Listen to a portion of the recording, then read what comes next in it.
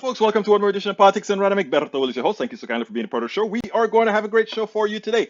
How's everybody doing? I trust that everybody's doing just fine. Folks, if you are on, give us that thumbs up. Give us that thumbs up on YouTube. Give us that like on Facebook and give us that follow on Twitter. And you know what? Give us that follow and on TikTok too. So TikTok. I haven't done any live TikTok yet because I'm still watching a whole lot of TikTok videos to see how best to complement what we do on TikTok. Please, folks, don't forget that on Saturday at 11 Central, 12 noon, you know what time is it? It is time for what we call Ask Egberto Anything. So I'm going to put that link in there before we even get started so that those of you that are showing up right now, go to that link and sign up. It's free. Just come on in and say, we're going to sign up for that Saturday morning Zoom at 11 Central. Well, it's noon on Eastern side. Of course, Mountain time it's 10 and California time is what, 9 o'clock, I believe. Yeah, 9 o'clock California time. So sign up, politicsandright.com/Ask Egberto. And let's talk. We have fun. Ask Tom C. Tom C's been on it before. We have fun.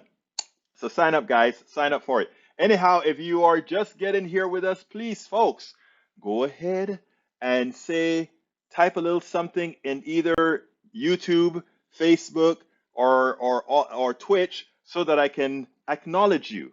Like I'm going to acknowledge Alistair Waters. How are you doing, my friend? Bridge MCP, welcome aboard. And of course, Tom C is here with us. And Yvette Avery Herod. Last night, I watched a clip of Yvette being interviewed at a TV station in Atlanta because she was narrating what's happening to some UPS drivers. Some UPS drivers are getting shot at when they go to deliver their packages or that sort of stuff. So she's very concerned about the safety of her UPS brethren, and she's getting a petition put together. So please, if you have that link, Yvette, just throw that link in here so that we can discuss or so that people can go ahead and sign your petition. And I need to sign it too. I don't remember seeing the petition. So go ahead and throw the link in there so that we can sign that petition and give you.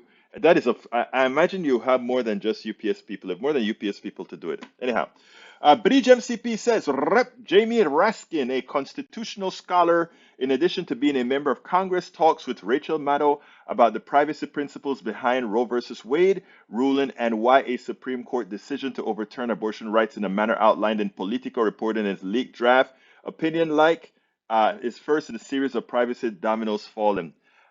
Yes, that was interesting, Bridge MCP, because a lot of folks that are, kind of sitting on the sidelines don't understand the implications of that. They just don't understand the implications of the privacy clause is what's used to give women's protection, to define women's protection as a right. And when something is defined as a right, a minority or majority cannot remove it. People usually talk about the tyranny of the majority. A right prevents the tyranny of the majority. That's why we have the Bill of Rights, right? What we have in the bill, and let me just do a little constitutional stuff here, real quick before I move forward. A lot of people always, whenever I talk about this not being a real democratic country, a lot of people like to come back and say, well, if it's a democratic country, we'll have the tyranny of the majority. False. You want to have democracy where the majority rule, but you want to have rights so that what is bound to the individual cannot be taken away by the majority at all. And that's where the Bill of Rights come in. You can even for the gun people, right to carry a gun, for the press, freedom of the press, freedom of religion, all those things are rights. So we can't vote that away from you. And that is what people need to understand. Many people don't understand the difference between rights and democracy. Okay, Bridge also says Egberto Willis follow up. So the point is that Justice Alito's decision would apply also presumably to the right to privacy in contraception, and we know, of course, there is a right-wing war on contraception now. That's correct. But if Casey is to fall, if Roe versus Wade is to fall, then Griswold versus Connecticut presumably is to fall as well, because the word contraception or birth control doesn't appear in the Constitution. Exactly. Indeed, the phrase right to privacy doesn't appear in the Constitution at all. That is prescient, prescient, prescient. Okay, let's see. Let's see what else we got here. Let's see what we got here. Elizabeth Hassman, four-term U.S. Rep, former member of Judiciary Committee that voted articles of impeachment against Nixon, today writes outrageous, offensive Roe reversal. Okay, thank you. Let's see. Tom C says Governor Whitmer has an uphill battle against a radical right GOP that thinks it's okay to carry guns into the state capitol. These people are nuts. You know what's going to change that? When one of them gets hurt with a gun. When one of these Republicans gets shot with a gun in the Capitol, watch how quickly that will change. My camera needs to go up a little bit, I think. There we go. All right. Watch how quickly that will change. All right. Let's see. Daniel Adosa, there is a lot of joy in America over the end of the baby genocide. Y'all should be aware there are millions ecstatic about this decision. Yeah, but there are more of us that are not. Okay, so yeah, you're right. There are millions that are ecstatic about it, but 70% of us are not. So let's get some perspective here. And to call it baby genocide, that's not that's just hyperbole. It's not baby genocide. All right, let's see what else we got here. Roberto Luis, saludos. Politics done right. ¿Cómo estás, mi hermano? Espero que todo está bien con usted. What else we got here? Did I miss anything? Let's see. Rose Williams, welcome aboard. I think I got Tom C. I got E2247. Who else is here with us? E2247 says it's not just newly passed trigger laws that will get into effect when Roe is overruled. Many states have zombie laws. Actually, zombie laws are more dangerous, right? Because let's look at the Loving case, interracial marriage, right? I think there was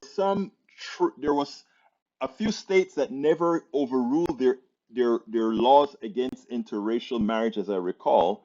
And if I understood, I don't remember who was talking about it. The Lovin case would also, with the dominoes that British MCP was talking about, that Raskin was talking about, that could also fall. So, beware, beware of how these cases are built on each other. And that's why, what is it called? Precedence is so important.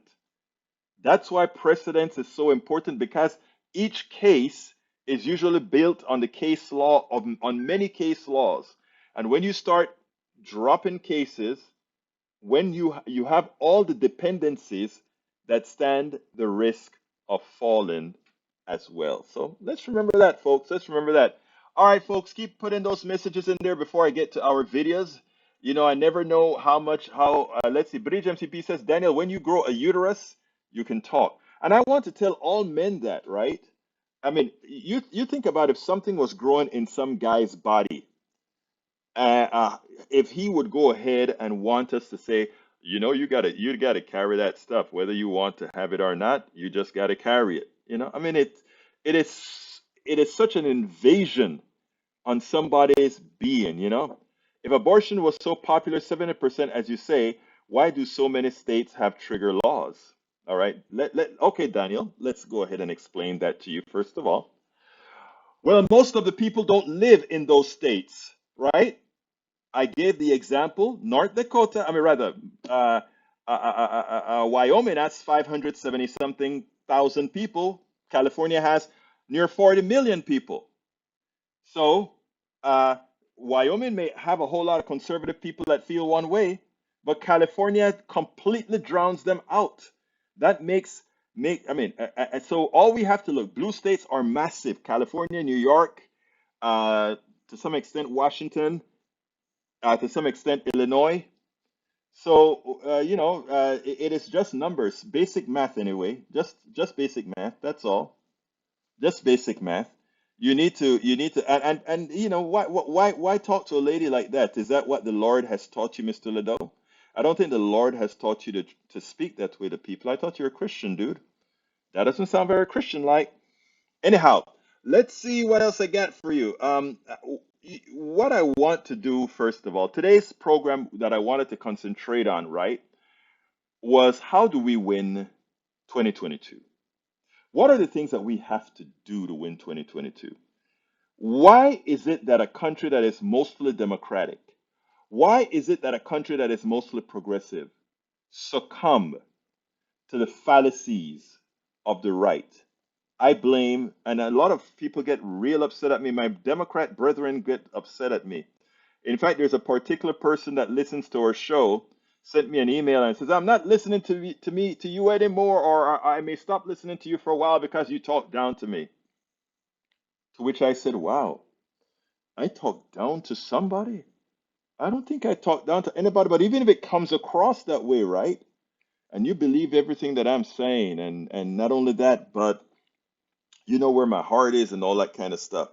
I would hate to be in a foxhole." And then I said to the person, I said, suppose it was that, isn't that the way Republicans behave? You know, something happened and you go get pissed off and you take up your marbles and you run. Isn't that what happens? No, I don't. Look, my friends are my friends, my family are my family, and if I screw up or whatever, you don't say, "I am done with you." You say, "Hey man, this is how I felt. Give me a chance to say, okay, oh, that's not what I meant, etc., etc." But you see what happens is, and this is why I talk to everybody, absolutely everybody, because a lot of times those of us that calls ourselves progressives, we think we're so much more than everybody else, that we don't suffer a lot of the ills that they do. And I'm here to say that a lot of the ills that we look at in the right, we have on the left. The only difference is that we happen to be on the right side of history, but the same carnalities that's there on the right is there on the left as well. But anyhow, let's go ahead and play our first video. It's about what I think about democracy and winning. Let's go ahead and play this and then we'll take it on the other side. Let me see and get it right this time. Bingo. Matthew Dodd appeared with Nicole Wallace and he has a few inconvenient truths about the GOP, but more importantly, watch how he admonishes the media and quite a bit more, because he has a lot to say about where the Republican Party has gone and where the Democratic Party, unlike what they'd like you to believe, where they've gone. Check this out. Let's take it on the other side. Let's bring into our conversation Matt Dowd. I think we share this frustration that we analyze the parties on this sort of two-dimensional flat right-left. This is sort of about up-down and into the either. And where Republicans have gone is down. They have descended into things that aren't true, things that aren't moral, things that aren't ideological at all. I sent out that tweet that you and I exchanged in response to Elon Musk's tweet, which is basically saying, I voted for Obama, but the Democratic Party is left, and so I can no longer support. I've thought about this for a long time, and it's very frustrating because it gets repeated over and over and over again, and it's extremely dangerous. And the reason why it's dangerous is that because what a bunch of voters out there, they hear this, well, one party moved left, one party moved right, and like, what's the point? You know, it doesn't matter, blah, blah, blah. And what's happened is, if you think about the center of the country, let's call it the St. Louis suburb. Let's grant that the Democrats might have moved to Kansas City, not far away. The Republicans have left the United States and have moved to Hungary or moved to Russia. That's where the problem is. The Democrats, if you might disagree with them on certain issues and certain stands they take, they still believe in the democratic traditions and what our founding principles are, whether it's equal justice for all, all men and women should be treated equally, we should have, elections, universal suffrage, all that. They still believe in those things. A huge element of the Republican Party no longer believes in those things. So the idea that we have this debate about, well, one's moved left, one moves right. Well, one's gone completely and left the country.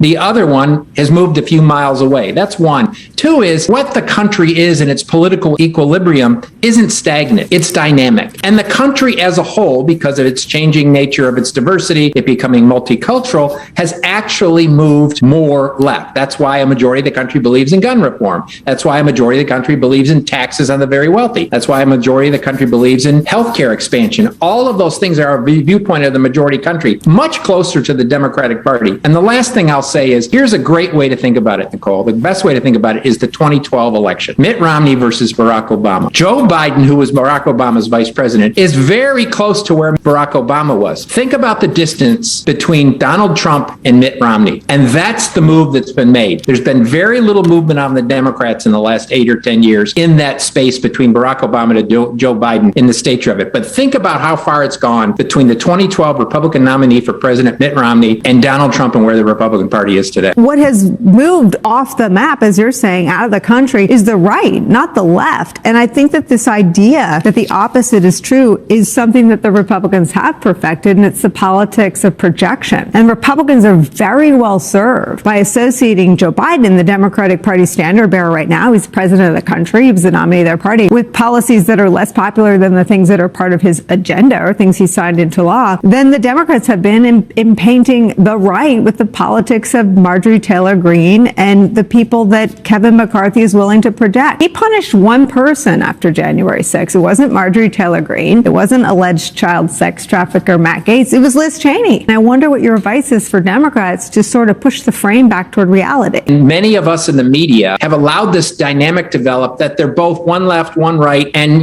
take your pick, depending on where you are in this. And the Republicans love that dynamic because that allows them to do whatever they want, go towards autocracy, if the center of the country thinks they've both moved. And what Democrats have to do, and we in the media have to do, is one, understand what the brand of the Republican Party is and convey that every single day. The brand of the Republican Party is Donald Trump, and to a large degree, Marjorie Taylor Greene, who's more popular among Republicans today than Liz Cheney is. That's one. And two, we have to basically say, here's the map. One's still in the Democratic traditions. You may disagree with them on issues, but they're still followers of the Constitution and Democratic traditions. The other one has left the United States. The other party has left the United States. Notice what he said. He pretty much says the country is pretty much a democratic country. Most people in the country align with democratic values, but because of the media, because of the narrative, many people won't see it that way. And it's important, and he stated there, it is important that the media gets the narrative right and exactly stamp the Republican Party for who they are, an autocratic party, as well as to ensure that Americans understand which is the only party in this country thus far that supports what the ideals of most people are, which is freedom, a democracy. So while the other party is projecting freedom, while the other party is projecting morality, the ones who are actually actuating that, the ones who are actually effecting that, are the Democrats and the progressives. I mean, when you have a former Republican turned Democrat again saying that, you understand that this is real. So folks, don't forget it. Don't allow the Republicans or the right-wing media to snow the American people. Do what needs to be done. 2022, whereas many believe it's a loss for Democrats in the House, it's only a loss for Democrats in the House if Democrats get lazy. It's only a loss in the House if Democrats refuse to engage. It's only a loss in the House if Democrats don't do the job and engage not just the coast, engage all of America, irrespective of what you believe where your voters actually are. Because you know what? Based on what they want you. And that's exactly right. And I am not pulling any punches here. They want you. Now, let's give Daniel Ado, I just want to call you out once again. I don't see, where it helps a dialogue when, no, I think so far, the only person that has used, that used an obscenity in the room thus far is you. And, I assumed you're a Christian. Yeah, you're right. I probably shouldn't assume you're a Christian. But I assume that you're a Christian, and you won't talk to a lady that way. Well, That shows a little bit of my chauvinist past. I should say you shouldn't talk to anybody like that.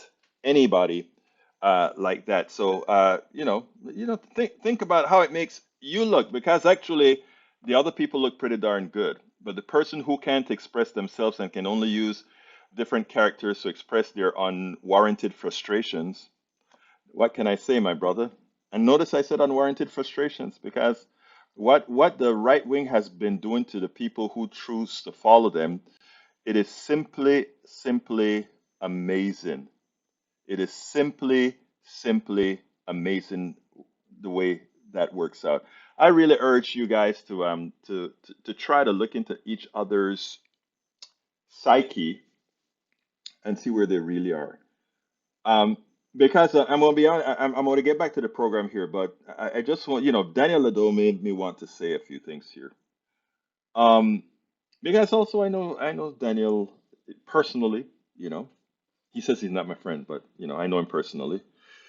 And none of the people here that I know personally or otherwise that I've communicated with by email, direct message, and by the way, a lot of folks, I mean a lot of you in this room, I've spoken to by phone, by text, by Twitter, by message, some form of communication outside of our chat. And I've yet to find anybody that has been like, "Oh, I would not want to be around you. You are just so darn whatever," when we're going one on one. What we have to try to get away from, honestly, is what the system is trying to do to us, right? Um, when I turn on to Fox News, and a lot of Fox News people say, "Well, listen to MSNBC." It's different. It's very different. And and and when you take a look at it, it's quite interesting the way people react. And it's also very important that you watch the way that you react, because these are external forces that are working on us to promote the worst part of the way the old human mind works. There are people who you can do some studies on these types of issues, on how people's minds work. But anyway, let's go ahead and continue. I am going to play my other video. The one that I wanted to play is the one on student loans from Joy Ann Reid, because it's quite funny the way she addressed some folks on the right that had a few things to say. Check this out, and then we'll take it on the other side. This asinine, I want to pay off student debt, is an insult to the senior citizens, to the people who pay taxes, to people who decide, do I want to buy meat this week or pay for my medicine? That's hogwash. You got so many jobs, you got a great economy, let them work and pay off their bills just the way all of us do. Well, that's certainly rich, coming from someone whose judicial campaign owed $600,000 in unpaid bills for more than a decade, but okay. Janine Pirro is unfortunately not the only person on the right with a bad take on student loans, as President Biden considers forgiving some student debt. Laura Ingraham tweeted, "My mom worked as a waitress until she was 73 to help pay for our college, even help with loan repayment. Loan forgiveness, just another insult to those who play by the rules." Now, I will note that back in the 80s, before she became a Fox News star, Laura, who graduated from the Ivy League Dartmouth College in 1985, then University of Virginia Law School in 1991, worked for a top New York law firm as a speechwriter in the Reagan administration and as a clerk for Justice Clarence Thomas. Way to look out for your mom while still letting her pay off your student loans by slinging hash as a waitress into her 70s instead of just picking up the tab for her, Laura. But you know what? I feel like Laura actually did us a huge favor by explaining modern conservatism in a nutshell perfectly. Just put the working class on the wheel, even if they're family, while the affluent and the rich eat. And while they may be cruel, Republicans aren't dumb. They know that if President Biden and Democrats actually do something about student debt, it could activate young and progressive voters who overwhelmingly prefer Democrats when they vote. And so they have introduced a bill to try to block Biden from doing just that. But what about voters in the middle who say, hey, I paid off my loan, so other people should be able to do it as well? Well, see, that argument is usually presented without a lot of context. Take this report from Georgetown, which points out that today, 2 out of 3 jobs require an education beyond a high school diploma, while in the 1970s, 3 out of 4 jobs required a high school diploma or less. So a college degree is not a luxury. It's a necessity for most people who want to earn decent wages. It is a literal ladder into the middle class. But the price of college has skyrocketed. From 1980 to 2019, the cost increased by 169%. That is not a typo. While worker pay for those aged 22 to 27 years of age has increased by just 19%. That is the mismatch, y'all. You need the degree, but the degree puts you into so much debt you still can't get ahead. And that means that your contributions to the economy are also limited. That is how we've gotten to a world where 43 million Americans collectively owe $1.7 trillion in student debt. That is a number that is only going to keep rising. Now, one of the reasons why I strongly believe that we should pay off, I don't mind paying off everybody's student debt, even those who would kind of get away with murder, right? The rich folks who took it out and put it, because it's too complicated to try to means test people and all that kind of stuff. But the vast majority of people who have student loans, they need the support. But, the wedge issue people would allow all those poor people who need the student loans paid off or who would otherwise go to college. They need to create some sort of a friction between the haves, the support, the haves and the haves, or rather, the have-nots and the have-somes, right? That's what they want to do. And that's why you see some people say, well, look, I paid off my student loan. Why don't you pay yours off? Let me give an example. I came here to the States, and in my last year and a half, 2 years, I was able to get student loans because by then I'd become a resident. And I paid off my entire student loan, right? And do I feel because I paid off my student loan that something is wrong with those who have a whole bunch of debt not to have had theirs paid off? No. And I don't, first of all, it doesn't bother me, but here's what's the kicker. I wish the same people who really were concerned about paying off other people's student debt would realize what that really is. And I want to enumerate it quite simply. When I went to school and I paid for a foreign student at the time, I paid $40 an hour. And when I got in resident, I paid $4 an hour. All right. I took out a student loan at that point in time to help pay that college. The kicker is the kids today, the corporations pay so much less in taxes that the amount of money that they're going to have to contribute towards their own education is humongous. And to the Ayn Randian Republican person, they'll say, well, that's their education. They should pay for it. It's for them. And that's where our capitalist structure has really screwed up their thinking. Because if you went to get an education so that you could establish your own company, I would understand that, right? Think about it. If I got an education in college and just formed my company and worked solely for my company, that would be fine. But as an American, or as most Americans should know, we get an education. And Mr. Eric Hayes, you may want to listen this, stop writing, listen, and try to absorb and analyze, please, and then come back with a response. One of the reasons that we have a problem communicating many times is as one is speaking, the other one is trying to come back with an answer without absorbing and analyzing what that person is saying. So let's continue. When you go to work, or rather go and get a college education and you pay your education in full, or you have to take out loans, you are subsidizing companies. I want to show you how capitalism abstract things and make you think not wisely. Eric just says, Egberto, most companies subsidize your education. That's false. That is provably false.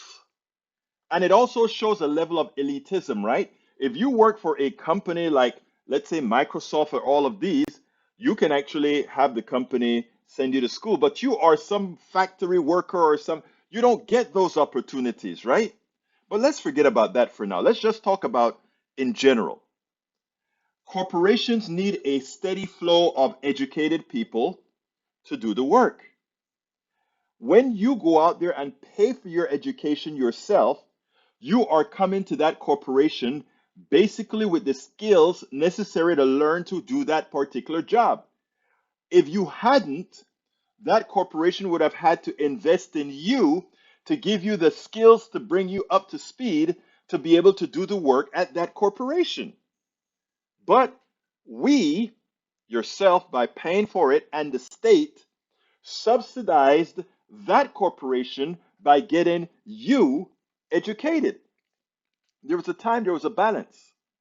There was a time that corporations paid enough taxes that I could, or the person in the 1970s, 1980s could pay $4 an hour for education. Check out what an education in a public university costs you now. In UCLA, UC system used to be free for California residents. Look at what they have to pay now. Look at what they have to pay now. So we are subsidizing corporations. But for those people who take out loans, it's even deeper.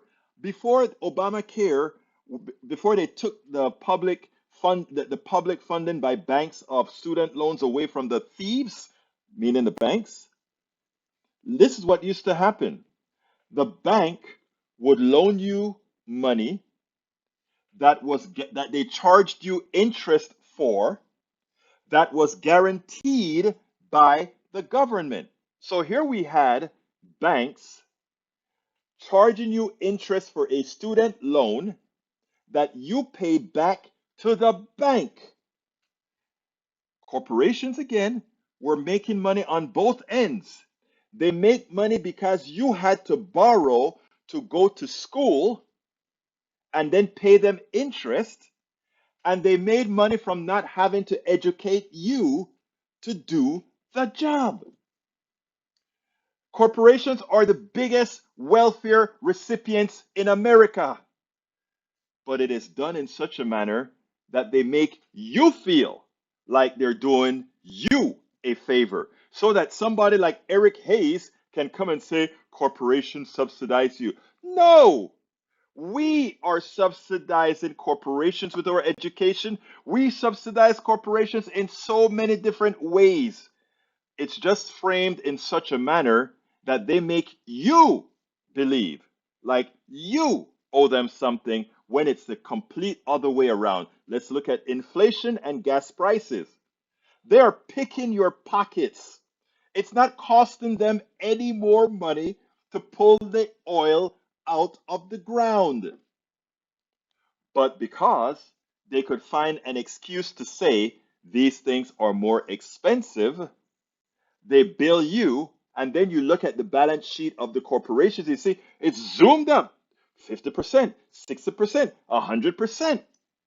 And they have you believing that the government has some kind of control over the price of gas when they are gouging you. I mean, if you could get away with lying to people, having them blame the boogeyman instead of taking the blame for doing things, wow, that's great to do, isn't it? That's magic. You do all the bad things. The corporations do all the bad things. And then when you get caught, just say, it's government. It's government. And that is the problem. That is the problem. It is so interesting. And again, when you have folks that refuse to think outside of the box and allow themselves to be lied to be spoken to all the time that way, how can you help that?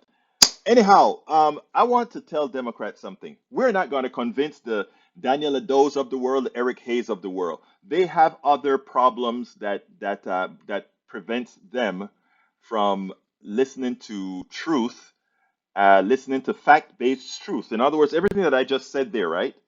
You can actually verify everything that I just said in this segment so far. You can actually go out there and do the numbers. You can find out that before Obamacare, Student loans were managed by private corporations who took the interest, and they said, "Oh, you're taking the interest to manage risk." Just to find out that any bank that's providing a student loan is taking zero risk, because if the student defaults on the loan, the federal government makes the bank whole. That's just how it is. You don't have to, you just have to look it up.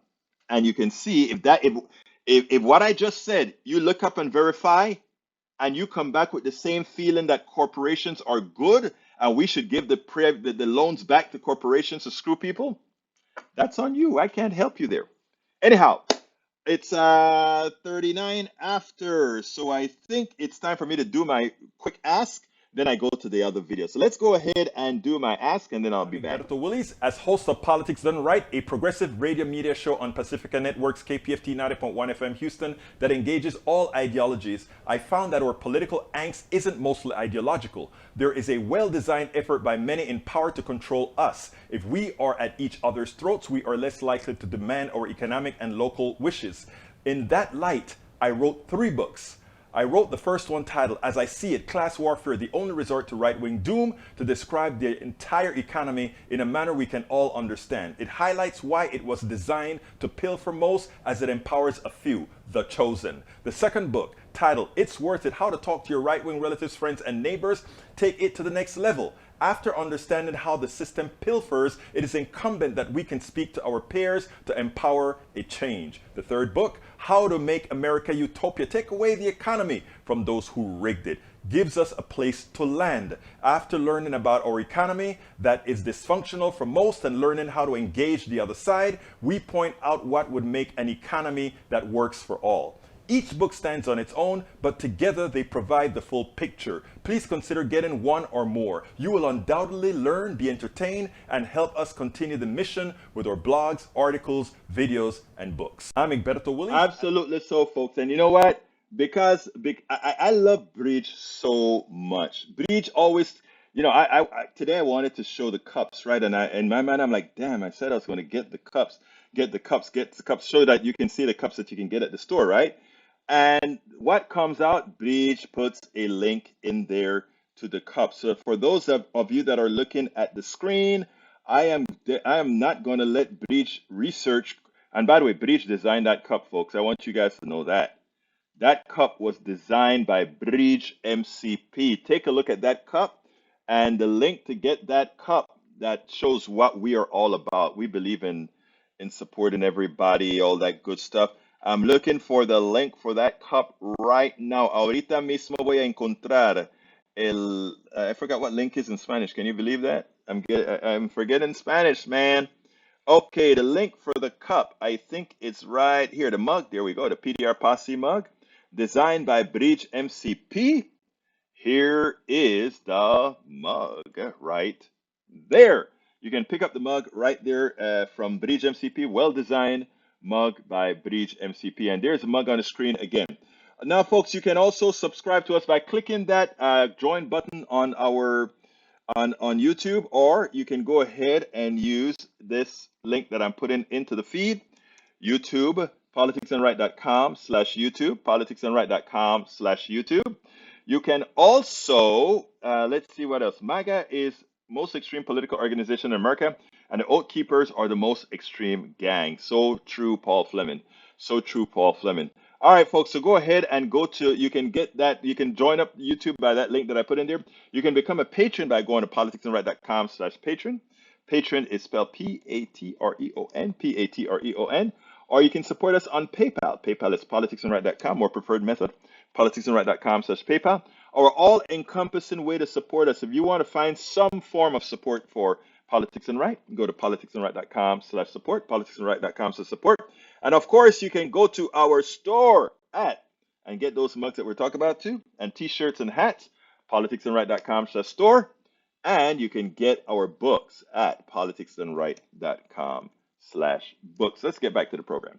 All right, back to el programa. Estamos de regreso al programa. And it goes this way. I sit back all of the times, and I understand, I know for a fact, mathematically speaking, what those of us that are progressive stands for, what we stand for, is what America has been asking for. You go ahead, it doesn't matter if you're in a rural area or elsewhere. And Republicans have been very good, their leaders, right? They have been very good at taking the people's eyes off of the ball. And you know, just look at the devoted Republicans in our room here. And I'm just trying to be fair here. And I got, thank you so kindly, Bridge. I love you and our crew. I hope to get your patience. I will always have patience. Thank you for that support. Bridge MCP just provided a good $10 for our, what is it called? Super chat. Anybody else want to throw in a super chat? Let us get those super chats going. Thank you so kindly, Breach. You've always been a great supporter of politics done right. A great supporter of politics done right. But going back to the subject at hand, when you think about the disease that's being placed into people on the right by having them do things against their own interests, right? You sit down and you wonder why. I want to play this piece. It's a snippet from Chuck Todd, and then I want to talk a little bit about it afterwards because it pains me. This pains me, and I want you to listen to the young woman in the cornfield. I want you to listen to the woman in the cornfield at the end. And then I want to kind of extrapolate on that. It's very important. Let's go with it. Taking a look at election results over the past few decades, it shows us a flashing warning sign for Democrats as the nation's urban-rural divide has deepened. Democrats have increasingly lost support in rural America. In 1996, then President Clinton, he won a whopping 1,117 counties, rural counties, including all but 20 of Iowa's 99 counties. Basically, he won half of the nation's rural counties. But in 2008, Barack Obama won less than half of that, just 455 rural counties, even though he had won a popular vote by 7 points nationwide. That's all the rural counties he could win. Fast forward to 2020, the number shrunk again. Joe Biden won just 194 counties. That's just 17% of the total that Bill Clinton won in 1996. And the latest NBC News polling shows you that the problem has not gone away. It's gotten worse. Trust me, Terry McAuliffe in Virginia knows this. Yes, Democrats have an advantage in the urban areas, 24 points on the generic congressional ballot. But as you move out geographically, the Democratic numbers shrink and the Republican numbers grow and grow big time. 34 points right now. The number appears to be growing. For our current episode of Meet the Press Reports, I traveled to Iowa. I talked to voters about why the Democratic Party is simply hemorrhaging rural support. Do you feel as if simply having a D next to your name is why you lost? Yes. Patty Ruff lost her state house seat representing Clayton County in 2016. We had our picture taken with Hillary Clinton stop by, as all candidates do. Sure. And I, full-heartedly, I guess, now in retrospect, but I posted it. I was a proud mom, and I posted it on Facebook. And they used that, they cut my son out. Just literally, you have a picture with Hillary Clinton. Yep. And that's all they did. Yep, they ran it. You're a national Democrat. Yep. Clayton was one of 31 counties that were carried by Barack Obama and Donald Trump, overwhelmingly rural and home to roughly a quarter of all Iowans. In 2020, Biden failed to win a single one of these counties back. There was no way Biden was going to win Iowa in 2020. It just was not going to happen. Brian Brunig chairs the Clayton County Democratic Party. Any version of Joe Biden? None. It was not going to happen as long as Trump was on the thing. We got annihilated in 2020. Democrats did here in Iowa in the state races. Ruby Bodeker ran and lost a campaign for State House in 2020. I feel like an exhausted rural Democrat. I'm tired. I feel like there's a lot of weight on me. Like I honestly just want to be done a lot of days. I mean, I have 4 kids. I have a full-time job. I'm a single mom. I work. I don't even make $15 an hour, and I'm tired. Our special report also has a story by my colleague Antonia Hilton about how black rural voters feel abandoned by the Democratic Party. Let me qualify something. The woman in the field, all right?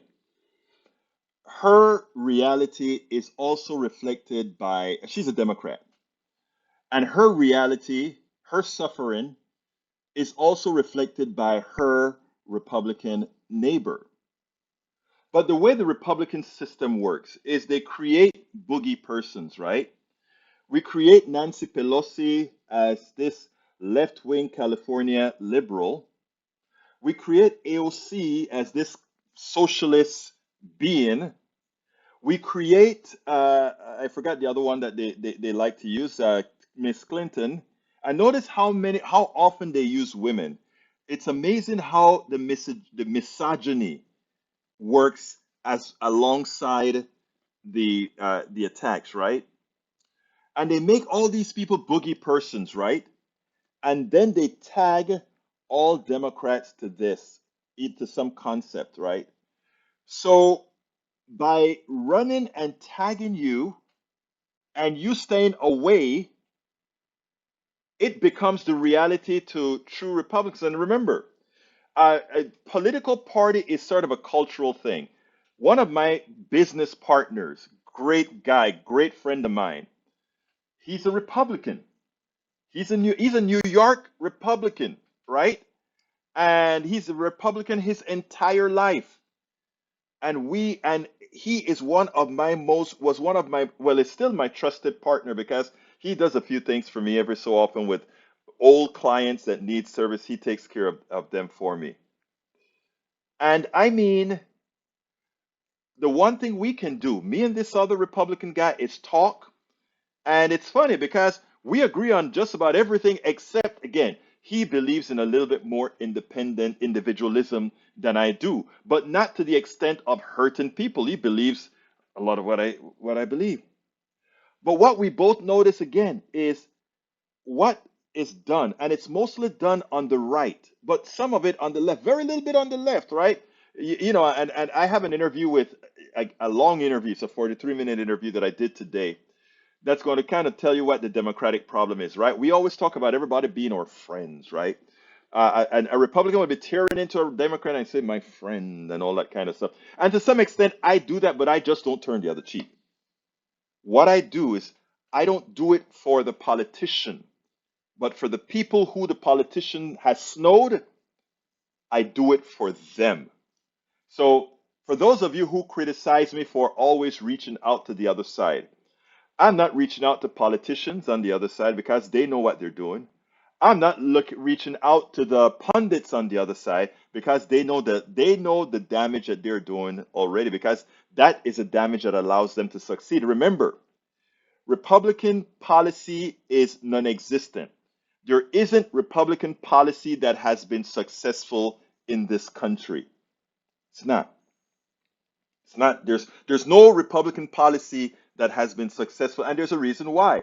Because their goal is to support their benefactors and the neoliberal Democrats as well, by the way. So my goal is to always address my fellow citizen, irrespective of party, with respect. I'm not gonna. If they slap me, I'm slapping them back. If they punch me, I'm punching them back. If they talk, if they listen to me, I'll listen to them. And I'll try to create that platform where we can listen to each other. And that is how you get the communication going. But one of the reasons I will never hold it against the other side is I remember I wasn't a right winger or anything like that, but I had certain prejudices that I've overcome. And I've overcome them because, one, few people were willing to talk to me, and two, I was willing to accept and change. And I think we should give that opportunity to everybody. Do you think the things that these people regurgitate when Eric says, and Eric, I'm going to use you as because you're the one doing a lot of talking right now. I'm going to use you as an example, so bear with me here. When Eric says corporations subsidize students, right? That's what you hear on all kinds of news, and that's what corporations also promote, right? They promote that they support people. They want to make things better for their employees, all that good stuff. It's all crap. As Milton Friedman, the latest god of capitalism, said before he died in the 70s, the sole purpose of the corporations is to satisfy the benefits of the executives and the shareholders. The executives indirectly because the shareholders reward the executives for maximizing their profits, right? And there's nothing wrong with profits if it's done in an equitable way, right? But that's not what we have in America. But as it turns out, you have to get snowed. And I was snowed. I was a capitalist at one time, right? I had a company and I told you guys a story about the $10,000 stuff. Exactly. If you don't, not then it's just giving medicine to the dead. You aren't dead. And what here's the thing though, Bridge. I like that statement. Bridge, I want to read what Bridge says.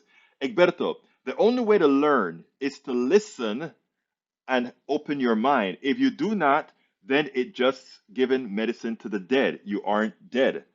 And there are a lot of people that I know, they're near death, but they're not dead. And I am slowly given that medicine, right?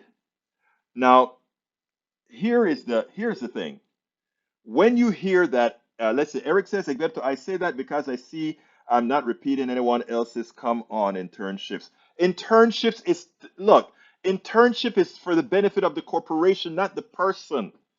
And again, it's the way you think, right? It's the way they make you think. As if we have internships. These companies don't give internships and say, go work for somebody else and leave us alone. They give internships to get you up to speed to do the job to make money for their shareholders. But it's deeper than internships. To give you an internship, you had to come there at a certain level. So don't and we have to understand these things. Corporations by design, they do nothing if it's not going to buy them profits for their shareholders, or there's another thing called goodwill. Goodwill has a price as well. In other words, when I support certain things in a community, I build playgrounds, I build a pool. People that say, oh, look how nice the company is. They built a pool. They built a park. They built these things. That's called goodwill. Why do you create goodwill? So that when the next thing come out for Congress to vote on, you would have goodwill that the congressperson that you paid off to do something for can use it as an example of how good a community supporter you are. It's not that they're given that money because they just want to be good. As Milton Friedman said, that's not your job. Your job is just to make profits for the corporations, nothing else. Okay, nothing else. So it is important that we understand those concepts. Until we unenslaved our man, and it's not easy. It's not at all easy. When I had to change my feeling about certain things, when I had to change my feelings about economic systems, it wasn't easy because that was culture. That was how we grew up, right? I have a I have another video. I think I have another couple, two videos. How many videos did I play today? I think I played two videos today. I played three videos today. I have one more that I'm not going to get to play today, but that's okay. This talk is a little bit better. If I missed any message that somebody wants me to answer, throw it in again for me because scrolling up, I miss a whole lot of the messages, and I don't want anybody to get too upset at me. So if you want a message, just put Egberto in front of it and say, "This, take care of this right now." But yeah, we have to get to the point where we really open our minds and forget everything that was taught to us. That is how I did it when I was on that plane to China and learned a few things about gender equality and all that kind of stuff. You have to open your and Bridge, when you talk about giving medicine to the dead, I get it. The problem is I am not equipped to know who are all the dead ones, right? That's my so I mean, if I knew who I could be, if I could just look at a person and say, I know that I will never get to you, but I know I will get to this other one, that's what I would do. But that's not the case. And the case in point, and I always use the same story because the guy that had the biggest transformation for me was that guy who just hated immigrants. And his transformation was a backslap. And it's the last guy that I would have expected to have, for my words, to have any effect on him. I was flabbergasted. I can't tell you how excited I was that it worked. And that, every time something like that happens, it tells you, you know what? You never ever leave anybody behind. And you keep talking to people. You sit down and you think sometimes, suppose some of your friends just left you alone. Suppose, whenever you said something stupid, or everybody just went ahead and, left. And to some extent, that is one of the issues I have in our progressive movement sometimes. Um, we have a lot of rules, and every so often, when somebody breaks that rules, we are not too kind. Now, that's the modus operandi on the right, but we have a few rules. That's how we behave. Now, we're getting close to the end of the program, and I want to thank all of you for being here. Bridge MCP, thank you so kindly for the super chat. It's not so easy for me to move around in here easily, but when I get back to Houston, I hope to get some more well, first turn all that equipment on, and then better. Bruce Pollard says, would making the loans interest-free but required to pay back via some tax arrangement be a compromise? Yeah. Look, Bruce, I would love it all paid off, right? But I'm willing for a compromise. I'm willing to say work in kind, right? In other words, do some social responsibility. Go teach. We have a shortage of teachers, right? If you can muster a passion to teach, go teach. Maybe we have it where you have your job and you teach, you work 3 days a week and you teach 2 days a week. I mean, there are a lot of things that we could, if we really wanted to solve problems as opposed to just fight with each other, we could. Here's what I could see. I could see something like, okay, teachers, we have a problem with teachers. The working in a corporation law that makes more money a lot of times, etc. So what do? Engineers, great guys. I was a teacher at community college, at Houston Community College for a couple of semesters, right? I was what do they call it? Adjunct professor. Now, here are things that you can do. And by the way, in Texas, you make very little money. It's not worth it, but I did it. So what you do is you just go ahead and create different formulations. So I would be for that, Bruce. Tom C says, I seem to get along best with my right-wing friends by asking, what do you mean by that? I want to understand your position. Please explain to me how that's what I do, Tom. You're right, Tom. That's the way to do it. Eric says colleges need to be held accountable with this expense of education. Why should we pay for buildings that are so big and elaborate? I That's above my pay grade as far as buildings are concerned. I know UT was a great campus, and most campuses in the United States are great. And I think it's a good thing there are places of education. Bree says, Tom C, I am doing that as well, but it's all from Egberto. Thank you so kindly. But anyhow, I got to get out of here. My name is Egberto Willis. I want to thank you guys all for coming here. Please remember, share, and tell your folks, support programs like this. We're not flamethrowers. We're not trying to create animosity among people. We're not turning the other cheek. You hear me have good fights with Eric and Smith and Ledo and all of that. But the idea is that we talk to each other. My name is Egberto Willis. This is Politics Done Right, and you guys know how I end this baby. I am what? We spend a lot of time deconstructing the news, trying to parse it into a form that everybody can understand. We try to find those little nitpicks where it flies above the fray, etc. If you really like these videos that we do, I want to ask a big favor. Please go ahead, number one, subscribe to our channel, and number two, please join if you can. Thank you so kindly for watching. Keep watching. Please remember to share. We must populate the entire internet with our progressive message, a message that we know is what most Americans say that they want. So help us, please join.